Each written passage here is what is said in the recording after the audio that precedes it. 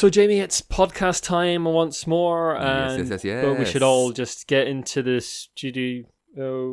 Where's Iain? Well, Iain has been working very hard. Very hard. You know, I think at times you push him a little bit too hard. So I have taken the executive decision and he is going on holiday. Or he's taking some time off. Yeah, there's nowhere to really go on holiday right now, so True. Is he just like in the basement? He's taking some time off. I see. I just said, you released from your duties for a wee while. I didn't ask where he was going. I didn't ask what he was going to do. He just departed with a determined look in his eye. Time off. I don't know if I like this. People relaxing and having a good time seems odd and unusual. We all know what you like and don't like. Yes, that's very, very true. Before this gets any dirtier, I'm Jamie Adams. And I'm Iain McAllister. And this is Brainwaves episode 67, bringing you the best in board game and tabletop gaming news. These are the headlines for the week of the 22nd of February, 2021. Asmodee acquires Boardgame Arena, and we have an interview with one of the team. All this and more on this episode of Brainwaves.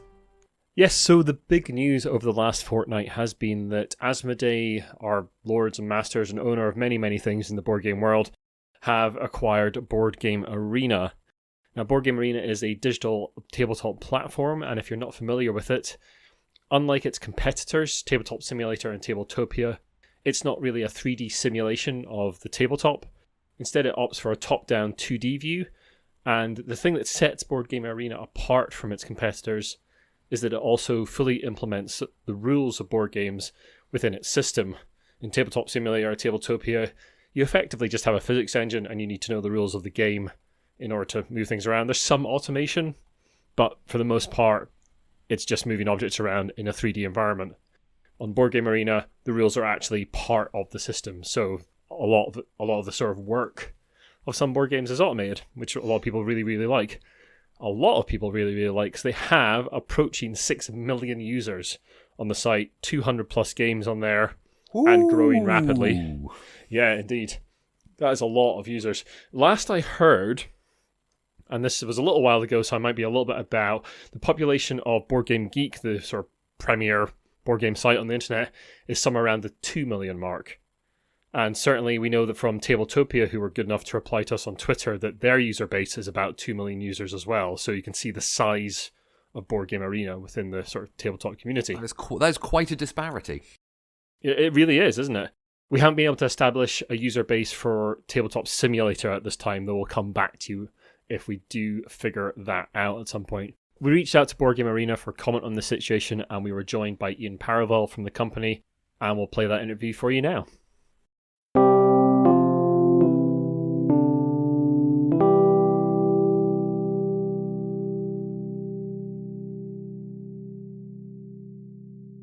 I'm delighted to be joined by Iain Parovel from Boardgame Arena. Thanks very much for joining us, Iain. Thanks for welcoming me. Can you start off by telling us a little bit about your own role as part of Boardgame Arena? Yeah, of course. Obviously, I was working for Boardgame Arena since many years, but I'm employed by since 2016 as an art director. So I'm taking care of everything that is graphic, and yeah, I am the guys I want to get rid of the wooden background that is onto the website. So yes, that's me. Yeah, no, it's a nice looking site, nice and clean to use. So, But it will change. It's going to change. Actually, we will redo entirely the website this year.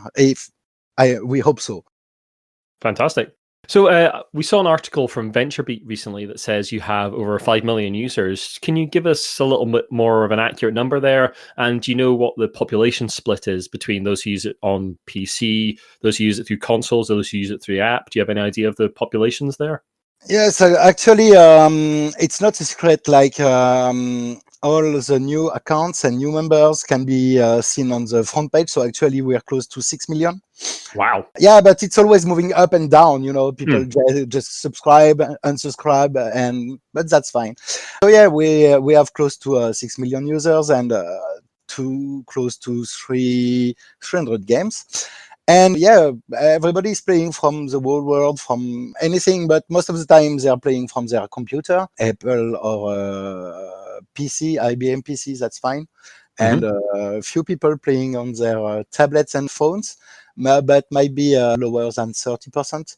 And Okay. all the rest that is going on with their PlayStation and the Wii U and things like that is probably less than 5%, but there is some. So obviously the reason we've got you on is to talk about the recent news that Asmodee has just acquired Boardgame Arena. How are the team feeling in general about the acquisition? Actually, it's been a deal that has been discussed since a long time ago, and it just came out that it was the right time to partner with Asmodee. Actually, one part of the deal was to work like the studio, like Belut does or Repo does. We wanted to be kept as a sort of a sole company because we are only 4 inside, and we really want to keep the things like they are for now. So as long as we are in, not a lot of things should change. Of course, obviously, the change that will probably occur really quickly is having more games, especially from games from Asmodee. And of course, they are taking part of the benefits. That's the deal. So you mentioned there that it's a deal that's been talked about for a while. When did Asmodee first approach you about this? No, it was years ago because we were like pioneers into that, and we had many different companies coming to us. Video game companies coming to us and many different ventures and things like that. So yeah, it's been a long time. There's some talks about it, but nothing was done since yet. Fantastic. So what do you hope that this deal is going to allow Boardgame Arena to do that you wouldn't have been able to do otherwise? Bring more games. More games. The thing is that for years we were wanting to have titles from Asmodee, like I can't tell anything, but you could imagine easily any titles from Asmodee, and we really wanted them, but they were not inclined to do that, mostly because they have their own studio that do the app. Yeah, sort of digital adaptations of their games, yeah. Exactly. The market is so crowded, and BGA did such a success, like it was a natural way for them to come to BGA as it was one for us. Like it was pretty obvious in the end, and we're pretty happy with that.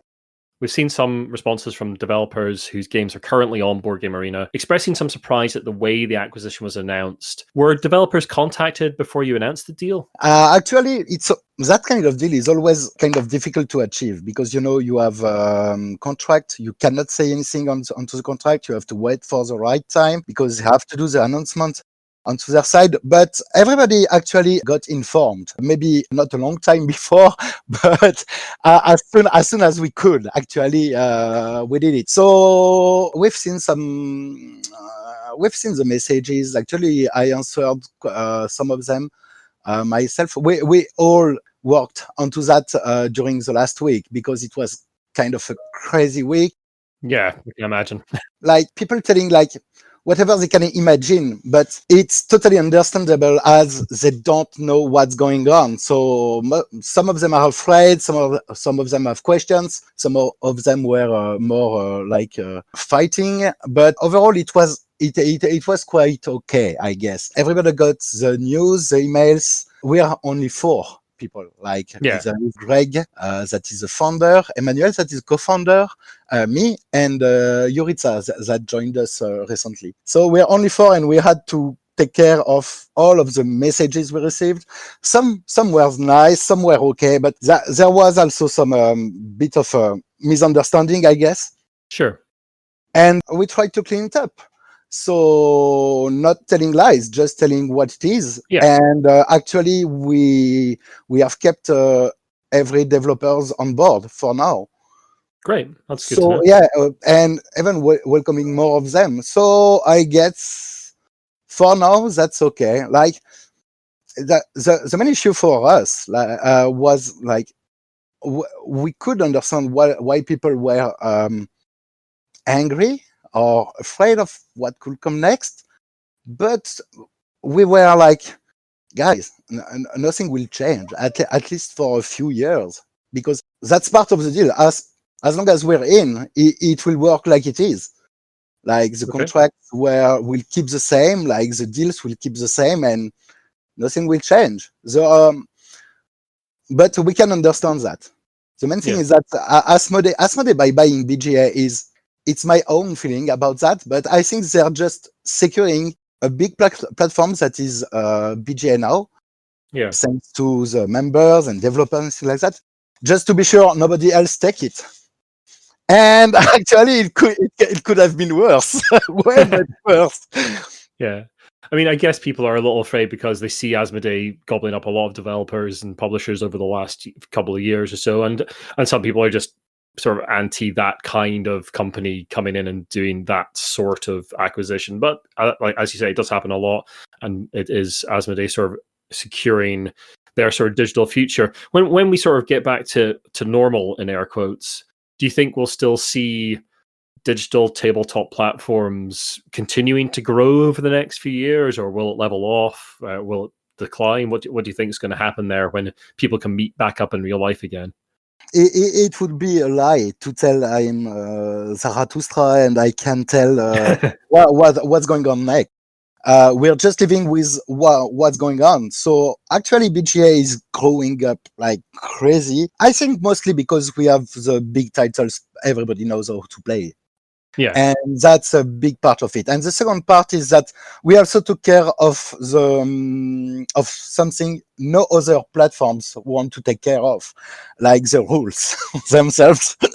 Like on most platforms you can play, it's nice, it's 3D, you can move and that and like that. And actually we are friends with them, like we know them, they know us, and we don't hate each other. To our side, we totally don't do the same services. Like we provide the whole game with the rules integrated. That's why we are not that good on prototypes and things like that.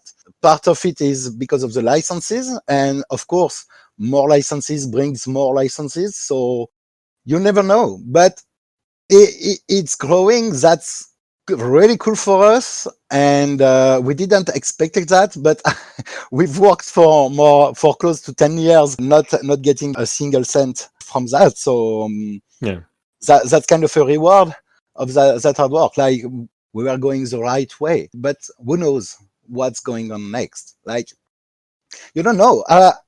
I'm into the board game industry for more than 15 years, and it's always changing. Like the way the board game world is shaping differently every 2 or 5 years. Everything changes. And actually, Asmodee did come from the kind of same team we've been. Like it only started with 2 guys, and it grew up, and they tried to do their best on their side, and then the business come in, and they try to manage the thing. And now it's really huge, and it's really new. It's not like the it's not like the toy manufacturers that are like Mattel, Lego, Hasbro, that are huge companies for a long time. Asmodee is trying to adapt and grow at the same time. Sometimes for the best, sometimes not, but there's human inside, and I think it's totally normal to make mistakes sometimes. I couldn't agree more. Well, thanks very much for taking the time to talk to us, Iain, and best of luck for the future. Thanks to you.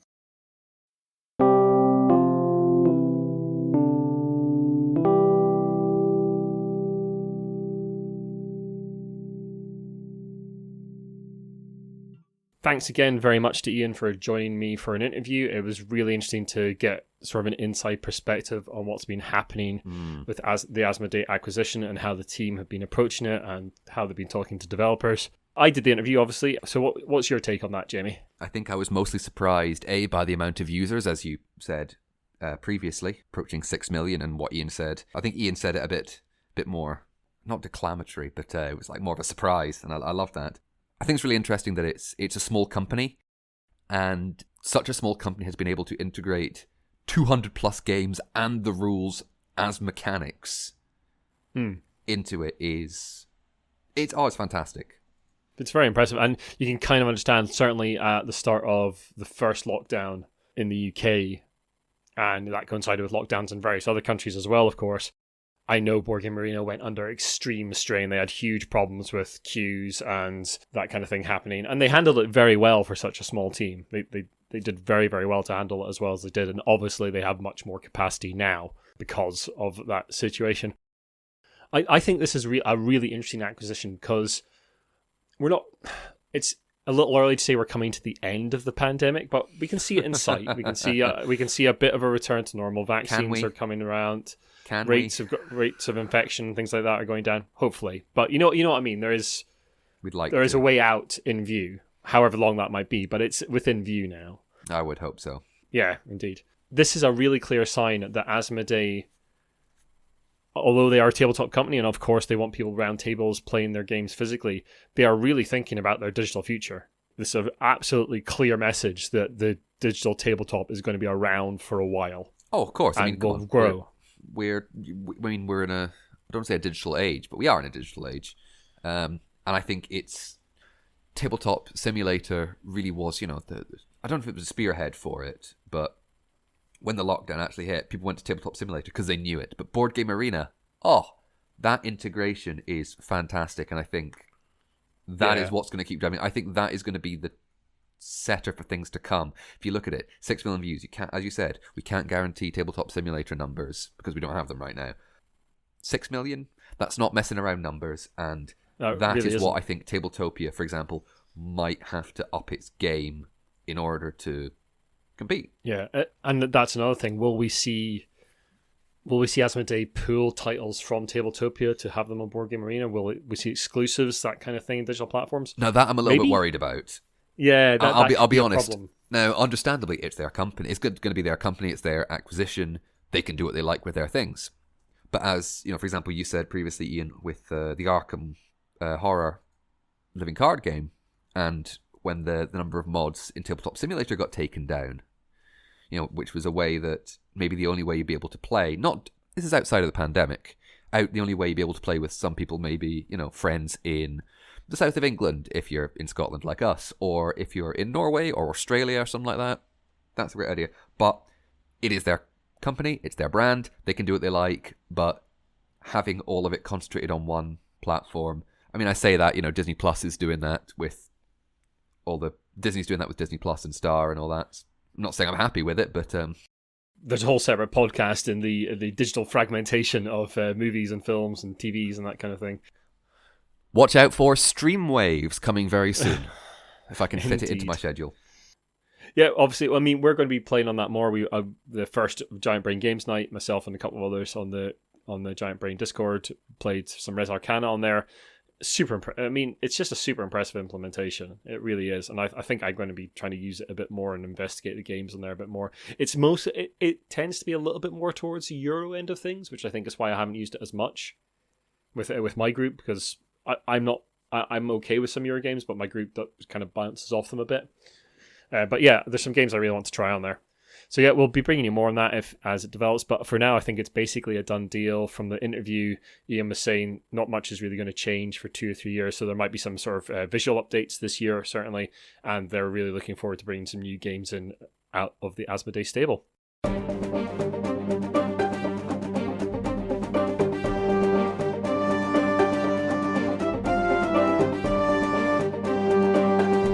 Jamie, you've got some updates for us on legal shenanigans. Yeah, of course. I mean, it's one of my main jobs. Now, back in episode 61, we covered the lawsuit between Gale Force 9 and Wizards of the Coast over Gale Force 9's line of Dungeons & Dragons products. The original lawsuit was brought by Gale Force 9 to stop the termination of their contract and sought $950,000 in fees and other remedies. The case has now been settled out of court, and the ongoing partnership between the companies will continue. A spokesman for Gale Force 9 said in a statement to ICV2, "Our ongoing partnership for Dungeons & Dragons will continue and more news will follow at a later date." That's one thing resolved. I say that. Wizards of the Coast has plenty of things going on. But that they do, Jamie, and in episode 55 we reported on Wizards of the Coast dropping their distributor ACD and the subsequent lawsuit that had been brought by that company. ACD is now appealing the decisions in its litigation against Wizards of the Coast that allowed Wizards to terminate their relationship and also forced the ACD to pay a very specific amount, $254,042.92 in legal fees incurred by the case. The appeals court is currently waiting for a reply from Wizards of the Coast and has recently granted an extension, giving Wizards more time to respond. I was about to say I've got another story about Wizards of the Coast here, but I then remembered, as I genuinely forget most of the time, that the Pokemon trading card game is no longer part of Wizards of the Coast, it is part of the Pokemon Company. Now, we've reported a lot on Pokemon cards recently, and the ludicrous amounts of money that various individual cards or packs or boxes of first edition mint Diamond Gem 10, I think it's something like that, condition boxes are selling for. Now, McDonalds, well-known purveyors of fast food of varying quality, have announced and are running a promotion with Pokemon cards. 25th anniversary trading cards. 25 years since they've been going. Jeez, oh. And guess what? These cards are valuable. So Scalpers have been targeting it. The cards are only meant to be available with a Happy Meal. Other takeaway options are available. I'm not the BBC, but I still want to say that. The promotion has involved distributing 50 limited edition trading cards in packs of 4 random cards. The packs celebrate the franchise's heritage with Gen 1 Pokemon from several of the game's generations. Now, some people have managed to get their hands on sealed boxes of the product used in the promotion and are selling them on eBay for about $1,500. So a statement from McDonald's was given to the game site IGN. We love seeing fans' passion for our limited time Happy Meal promotion, celebrating 25 years of Pokemon. With such significant demand for our promotional Pokemon TCG cards, and some fans even going to extreme lengths to get them, we're working quickly to address shortages and also strongly encouraging restaurants to set a reasonable limit on Happy Meals sold per customer. We want to offer the full Happy Meal experience to as many families as possible and help ensure everyone is able to get in on the fun. Right, say if you're scalping Pokemon cards, go and do that. Well, it's a thing as well. They say, like, they're fans going to extreme lengths. There must be theft involved here, right? Because they're selling full sealed boxes of promotional product that'll be an internal McDonald's thing. So it must be being nicked from somewhere. That's the only way this stuff is getting on eBay. Once you begin to not just step over that line, but freely backflip across it, that is an extreme length where you are breaking the law. It's quite an extreme example of the influence that people like Logan Paul and that have had on the Pokemon card game worldwide, that this is happening. I'd imagine if that wasn't happening, that this wouldn't be happening. You know, it's a knock-on effect. It's quite astonishing. Supply and demand, mate. Talking about supply and demand. Yes, I was going to say, that is not all. The demand for the Pokemon product in general, funny enough, I wonder where that demand is coming from, is also affecting the regular distribution of new cards. This has forced the company into upping their quantities for future product and scrambling to fill demand for current expansions. I mean, when is the bubble going to burst? I don't know. Well, as we speculated about in the last cast, I think Logan Paul is about to sell some. Like all his stuff. That was in his promotion for his own version of cryptocurrency. Yeah. I think that might be the peak, maybe, because I think if he gets, or certainly if big influencers get rid of all their product and sell it, then the sort of like focus on that might drift away a little bit. But I mean, it's still going to hang around for a while. It's not going to drop off a cliff or anything. So yeah, a while. Pokemon, gotta get them all. Gotta get all that money. And if you like collecting full games that actually have an endpoint, then you might want to look at The Legend of the Five Rings, the card game from Fantasy Flight Games, because they have just announced that card game is unfortunately coming to an end. It'll come to an end with the premium expansion Under Fuleng Shadow, which includes a cooperative mode for the game, and a bunch of new cards. Game's been going for about 4 years now and has had 5 cycles of expansions in that time. And it's just another big change at FFG. With all the other changes there, it means that they now only have the Arkham Horror card game and Marvel Champions under their living card game model. That's a model whereby there are fixed expansions released over time, rather than something like Pokemon or Magic, where you buy boosters that have a randomized distribution for rare cards and shiny cards and things like that. You know, every time you buy a living card game product, you know precisely what's in it, and everyone else can get that fairly easily as well. There's been a bit of supply problems with it, but apart from that, you always get what you want. So one of the reasons we wanted to talk about this is, like, we don't usually cover sort of new releases or products, any that kind of thing, because it's not really the sort of news we cover usually. But in this case, it seems to be a little bit of an admittance from FFG that the competitive LCG model doesn't work.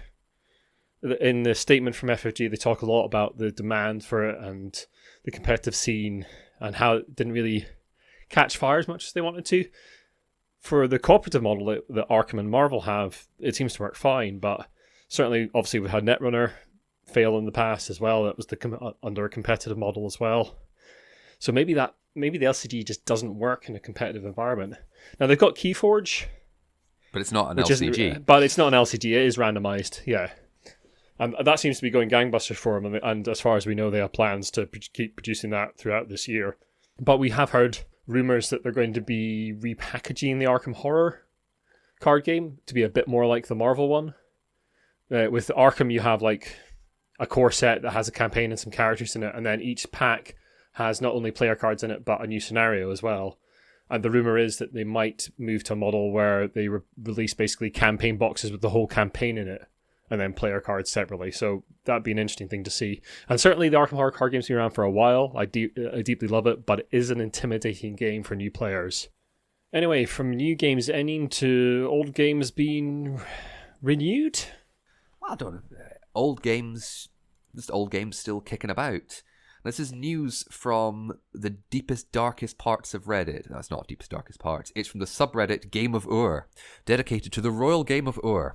A game played as far back as about 2600 BCE. At least that's what the earliest boards that have been unearthed suggest. This game was played all across the Middle East, but originated in Mesopotamia, with the only rules found being inscribed in cuneiform on a Babylonian clay tablet. Now, a user of subreddit Game of Ur, Verlatonra, I probably will be pronouncing that wrong, but never mind, has faithfully replicated a copy of the game as might have been played way back when, using materials and methods as the ancient Mesopotamians would have used. Now, I know Mesopotamia is a region, so that's, the Sumerians, maybe the Babylonians, so I realise I'm lumping them all together, and please indulge me for just a little bit. Verlatonra started this project as a way to keep from being bored during the first COVID lockdown, and also to work on their woodworking skills and their skills of stone cutting and polishing. They said, I started in early April 2020 and committed several hours every day after work, and almost all my weekends from dawn till dusk.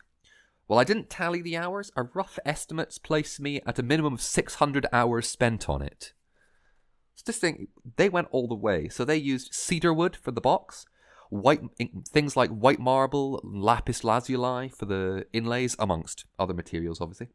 They also used bitumen, which, if you take it from natural deposits, is, quite hazardous, quite dangerous. So, they just made it themselves. Out of fire coal residue, colophony, and beeswax. As one does. And all the tools that they used for it were either specially ordered or handmade in line with basically several thousand year ago style tools that would have been used. All in all, just over £3,500 were spent, and the project was finished on the 7th of February. Oh, and did I mention there was no glue involved? Did the Mesopotamians have glue? No. Neither did this. I guess the bitumen may have done something. That's a very cool lockdown project. I tell you what, it puts most other lockdown projects to shame. I'd recommend, if you can find it, we'll link it in the show notes. There is some absolutely wonderful pictures of it. Yeah, I'd recommend that. And it's an interesting game, even for someone like the history of games. Go back, it has some similarities to backgammon. It's seen as a game of both strategy and of luck. The initial boards were found, I think, in the early 20th century, and while excavating Ur. And I won't put too fine a point on it, were looted by British archaeologists, and some of the oldest boards now reside in the British Museum. Wonderful project. Congratulations to the user behind it. Yeah, it's pretty awesome. It really is. Anyway, the other people that are awesome are our patrons. We'd like to thank you all for continuing to support the cast, and especially to our executive producers, the Lucky Sparrow Gaming Cafe, and Sean Newman of the Gamealot team. If you'd like to support the cast, you can find a variety of ways to do so on the site, the main one being our Patreon, where you can get extended versions of the casts and access to some bits and pieces and articles for just $1 a month. You can also find a bunch of affiliate links on the site, and we are signed up with Metallic Dice Games as an affiliate. They make some very, very nice metal dice, and you can get their dice for a little bit off and give us a cut using the promo code ROLLWITHBRAINS, which is all capital letters, all one word. All that information will be in the show notes. And of course, we started a Discord just about a month or two ago now, and we'd like to invite you all to come and join us there. We've got our next games night the day after this cast goes out, so that's Tuesday the 23rd of February. And we're doing that every couple of weeks, just getting together, playing some games, all sorts of things. Computer games, RPGs, board games, wherever you want to play, come along, and I'm sure we'll find you something to do. Thank you so much for continuing to listen to the cast. Yes, thank you very much. You are absolutely wonderful, and you don't know how grateful I am.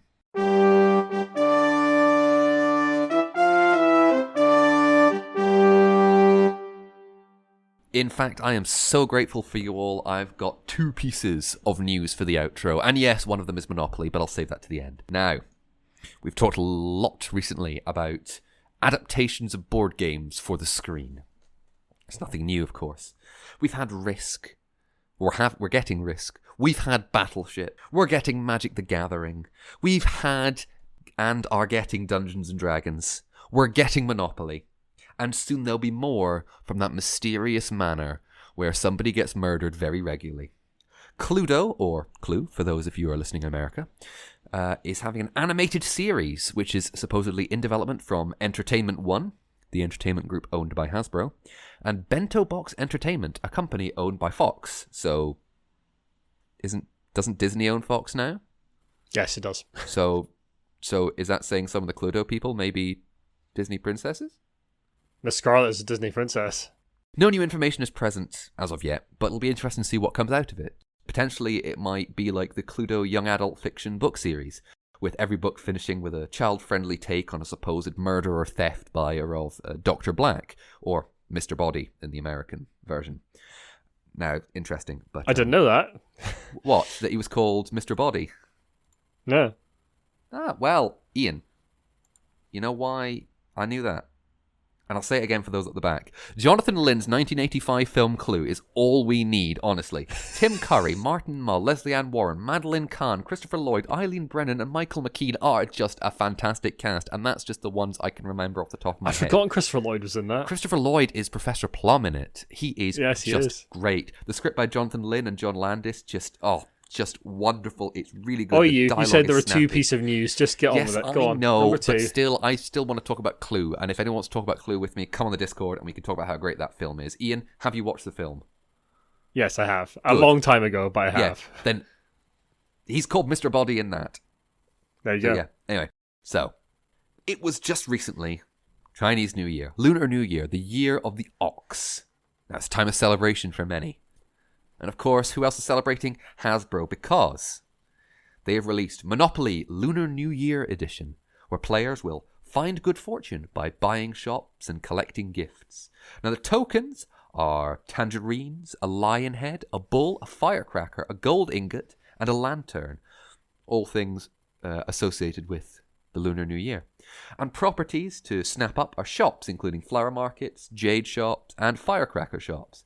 Now, 9 red envelopes are included with the game, a sign of good luck at the Lunar New Year. The red envelopes, I mean, not Monopoly. Hey, see, I did.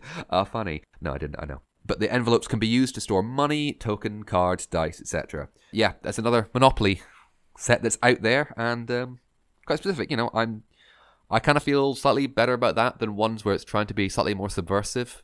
Although, you know... I guess, it's a little cultural appropriate-y?